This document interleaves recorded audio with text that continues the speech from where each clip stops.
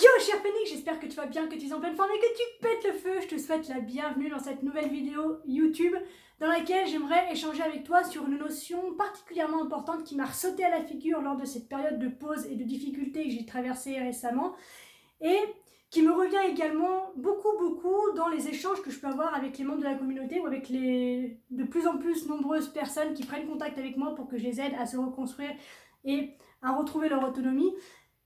Mais avant d'entrer là-dedans, il y a plusieurs choses que j'aimerais te dire. La première, c'est que je suis absolument désolée pour la qualité du son. J'avais prévu d'utiliser mon petit micro-cravate de d'habitude.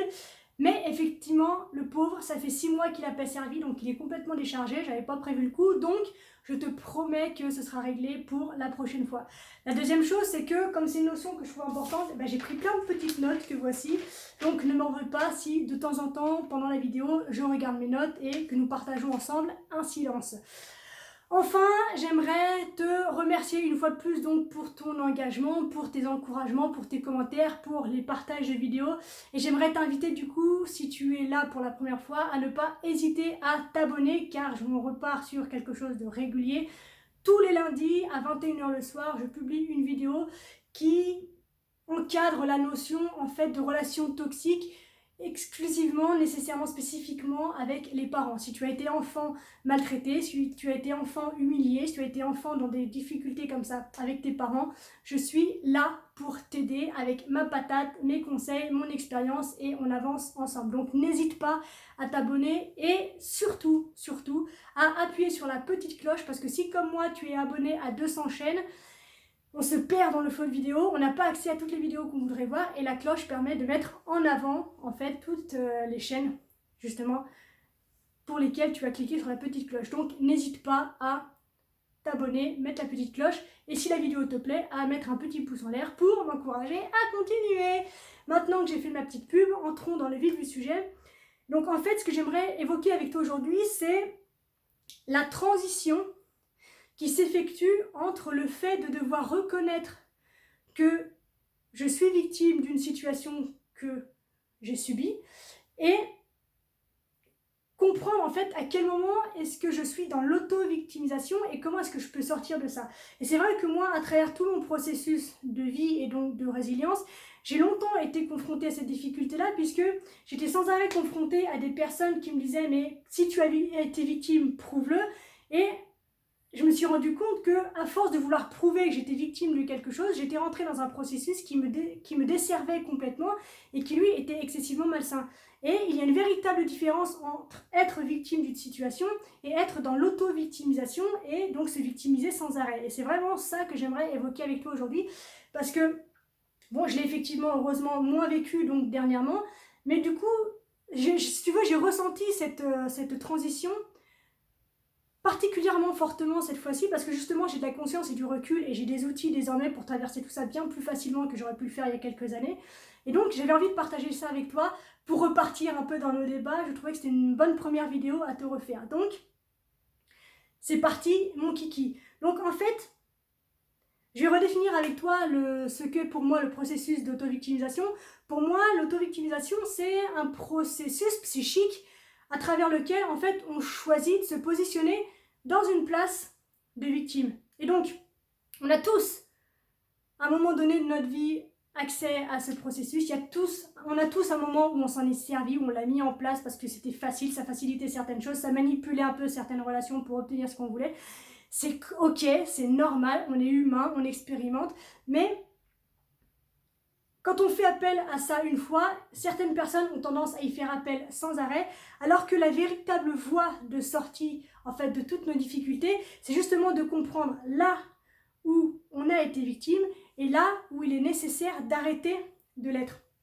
Et donc, si tu ouvres un peu les oreilles au quotidien, tu vas t'apercevoir que sans arrêt, tout le monde se victimise. Sur des toutes petites choses comme le temps, ah bah il pleut, je peux pas aller courir.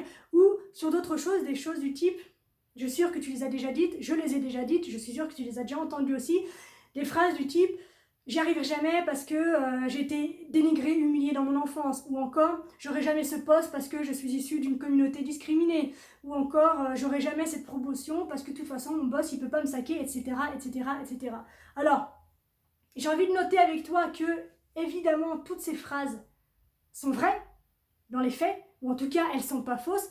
Par contre, elles sont extrêmement contraignantes dans le positionnement qu'elles donnent à la personne qui les dit ou qui les pense, et elles sont extrêmement contraignantes et affaiblissantes et desservantes, je sais pas si ça se dit, j'invente des mots aujourd'hui, c'est pas grave, dans ce qu'elles disent, dans ce qu'elles évoquent de la personne qui emploie ces différentes formes d'excuses. Et donc, si on part du principe, en fait, que on va être victime ou que l'on est victime de quelque chose avant même d'avoir commencé la bataille, alors il est évident qu'on a toutes les chances de perdre, en fait. Et c'est là que le processus d'auto-victimisation est excessivement mesquin et vicieux, parce qu'on a l'impression que ça nous ramène des personnes qui vont nous aider, on a l'impression que ça nous donne de la force, on a l'impression que ça nous donne de la légitimité, alors qu'en fait on s'enterre et on se suicide psychiquement à petit feu. Donc oui, bien sûr qu'on peut manquer de confiance en soi parce qu'on a subi des dénigrements dans l'enfance. Putain, je zozote, j'ai plus de réseau. On va m'appeler itinéraire bientôt.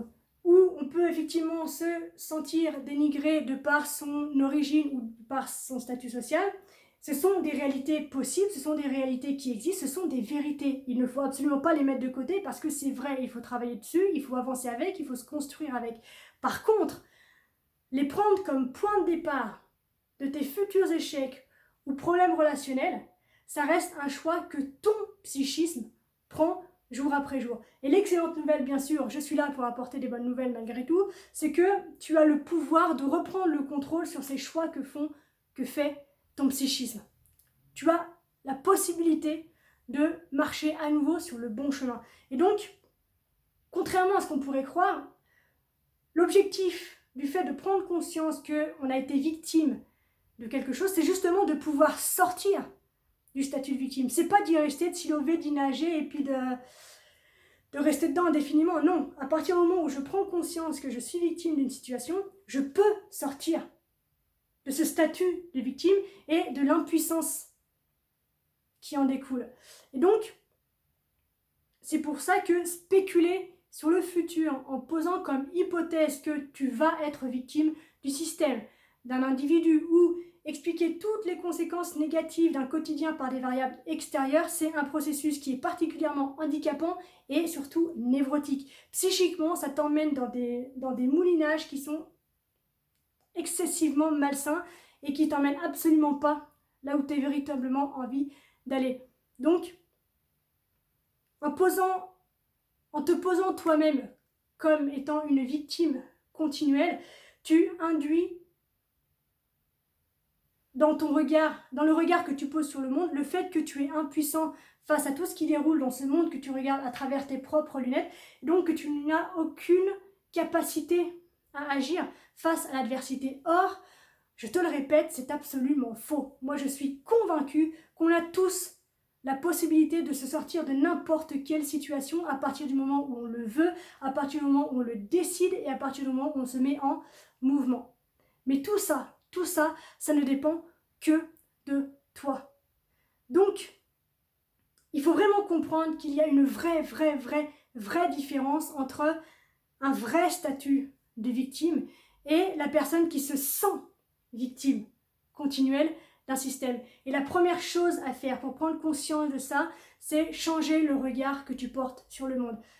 Le Dalai Lama le disait, celui qui maîtrise ses perceptions maîtrise sa vie. Apprends à reprendre le contrôle de tes perceptions pour modifier ta réalité, en fait, parce que tu as la possibilité de jouer avec ta réalité. Ça n'empêche pas aux faits qui sont survenus d'avoir été, mais tu es la seule et unique personne à pouvoir faire quelque chose ou non de ce qui a été. Tout ça n'appartient qu'à toi.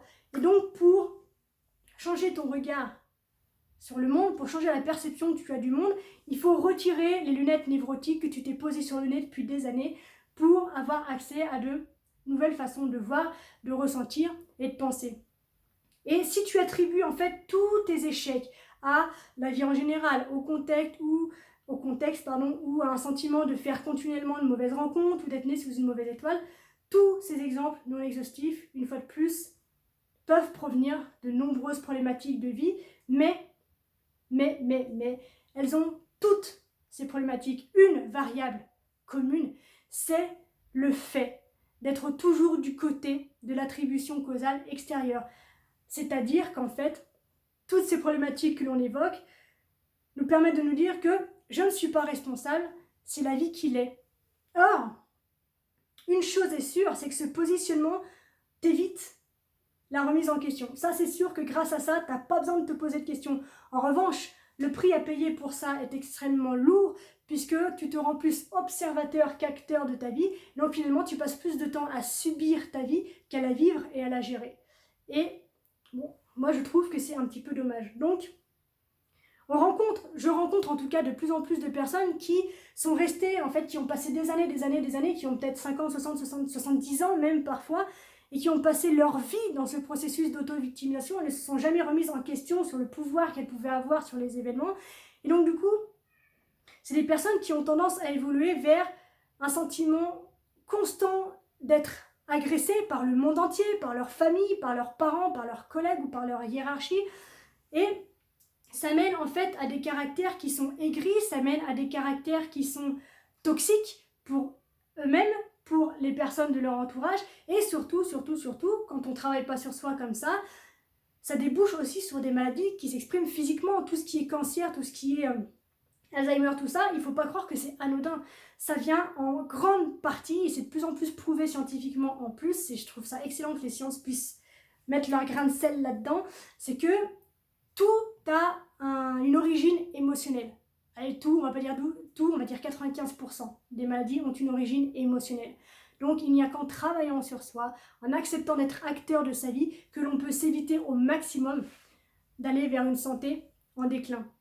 Et pourquoi est-ce que ces personnes ne se remettent jamais en question? Tout simplement parce que la blessure narcissique qui découlerait de tous ces questionnements, de tout ce besoin et cette nécessité de se faire face serait beaucoup trop lourde à porter. C'est évident que sortir du processus d'auto-victimisation, ça demande énormément de courage, ça demande énormément de patience, ça demande énormément même d'opiniâtreté, il faut être tenace, il faut en avoir envie. Mais beaucoup de gens, en fait, préfèrent le confort de la victimisation et de la douleur confortable finalement qu'elle amène, plutôt qu'une vraie remise en question douloureuse à court terme, mais tellement libératrice à long terme.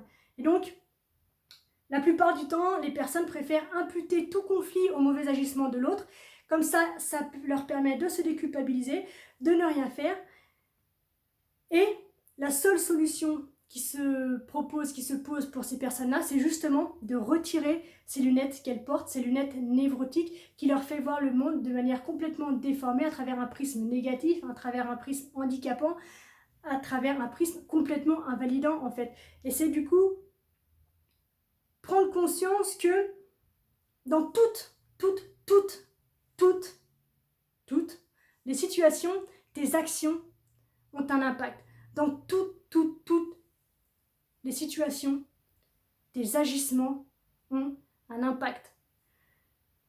Donc, si tu te demandes pourquoi est-ce que je continue à attirer le même type de personnes, pourquoi est-ce que je continue à être licenciée, pourquoi est-ce que je continue à avoir des dettes, pourquoi est-ce que je continue à vivre dans la rue, pourquoi, la réponse à ça, je te préviens, elle pique, hein. Assieds-toi, accroche-toi bien à ton siège, la réponse à ça, c'est parce que tu y restes. Et je sais que ça pique, je sais que c'est chiant, mais si tu te poses, tu prends du recul et que tu deviens objectif sur ta situation, tu verras qu'en fait c'est vrai. C'est parce que tout dans tes agissements, tout dans tes pensées, tout même dans ce que tu recherches. Par exemple, quand tu fais des recherches sur Internet, sur une problématique et tout, tu vas prendre uniquement ce qui va te conforter dans ton statut de victime et qui va te permettre de ne pas te remettre en question. Et ça, il faut le changer donc en retirant tes lunettes et en prenant conscience que toutes tes actions ont un agissement ont un impact sur n'importe quelle situation. Donc, je le répète, bien sûr, oui, le contexte a son poids. Oui, l'environnement dans lequel on a grandi ou les traumas du passé ont un impact sur ce que tu vis aujourd'hui. C'est une évidence et il est évident, du coup, que je ne nie pas ça. Il ne faut pas le mettre de côté, il faut pouvoir travailler, le regarder en face pour travailler. Mais la vraie différence avec une personne qui ne subit pas sa vie, c'est justement sa faculté à agir sur son contexte, sur son environnement et sur son vécu. Et comment est-ce que tu peux faire pour passer justement de « je suis victime », je me sens continuellement victime, hein, je prends ma vie en main, tout simplement en passant de la gamberge, de la rumination et de la rancœur à ce qu'on pourrait appeler une pensée intentionnelle. Pose-toi les bonnes questions. Prends le contrôle de ta manière de penser. Plutôt que de te dire pourquoi ça m'arrive à moi, demande-toi si j'avais envie d'aller là-bas, comment est-ce que je ferais. Toutes les questions en et-si sont excessivement puissantes, extrêmement puissantes parce que ça te permet en fait de mettre en place des schémas et des plans d'action qui sont incroyables. Des fois ça part dans tous les sens, mais garde cette technique en tête parce que c'est incroyablement simple et puissant. Mais passe du coup de la gamberge à la pensée intentionnelle. Surveille ta manière de penser, surveille ta manière de voir et de regarder, de ressentir, de percevoir le monde. Observe ta manière de recevoir et d'accueillir les gens. Observe ta manière de lutter, de résister ou d'accueillir les situations extérieures et tu verras que tout part de là. Je répète, celui qui maîtrise ses perceptions maîtrise sa vie. Passe de la gamberge et de la rancœur à la pensée intentionnelle et deviens acteur, actrice de ton existence. Donc voilà, pour aujourd'hui, je pense que c'est déjà bien dense. J'espère que ça t'a plu, que ça t'a intéressé. N'hésite pas donc, comme je te l'ai dit en début de vidéo, à t'abonner, à mettre le petit pouce bleu qui va bien. Je te laisse sur ces mots. On se donne rendez-vous lundi prochain à 21h. D'ici là, bien sûr, prends soin de toi. Sois reconnaissant envers la vie et surtout, n'oublie jamais que tu es la personne la plus importante de ta vie et que de ce fait, tu mérites ce qu'il y a de meilleur. Je te dis à la semaine prochaine. Écoute, on se dit à la revoyure. Ciao!